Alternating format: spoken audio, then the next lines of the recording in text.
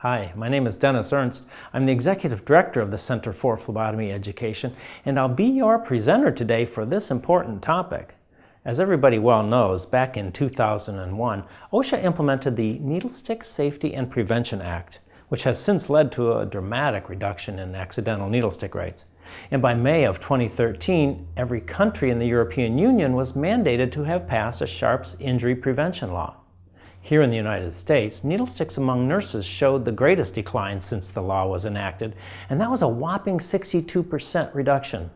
But accidental needlesticks involving phlebotomy needles was not far behind, dropping a full 60%. Overall, needlestick rates have dropped about 32% since the law was enacted. But why isn't it at zero? Why haven't safer devices eliminated needlesticks? Well, it's because safe devices alone are not enough. Only when we address unsafe practices will we be able to start realizing the lowest possible needlestick rates in our facilities. What's wrong with this picture? Now, I'm not picking on any one manufacturer here. Truth be told, even the best safety devices can be dismantled and rendered unsafe, with the possible exception of maybe passive safety devices, because the feature is so much more integral to the device. And while we're on the subject of passive safety devices, according to a 2010 article in Infection Control and Hospital Epidemiology, passive devices are the most effective ones in preventing needlestick injuries. All right, so let's face it, safety devices force us to change the way we draw blood. That's the point.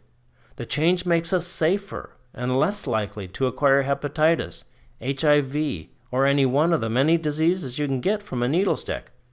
We should never dismantle those safety features on any device, or on any tube holders, or on any syringe before use.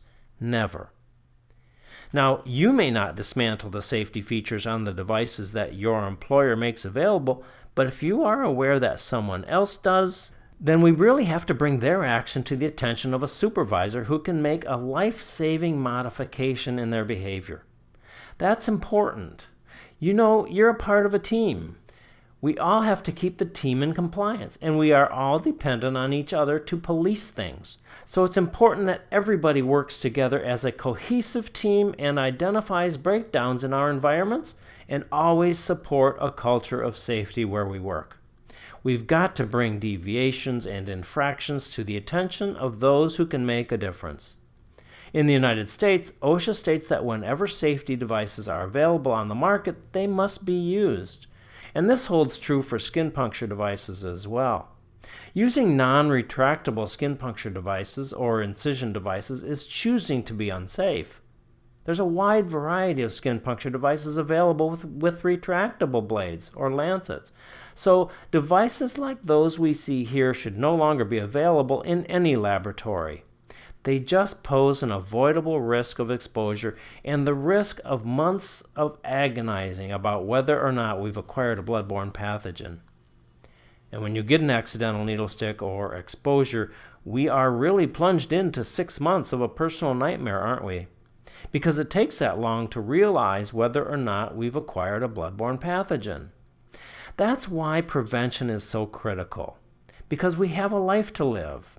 And with that kind of cloud around us, it really does affect our quality of life. It affects us in a deep and profoundly personal way.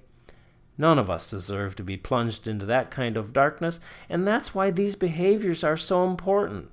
And that's why products are so important, to be accessible to us in every healthcare environment in which blood samples are being collected.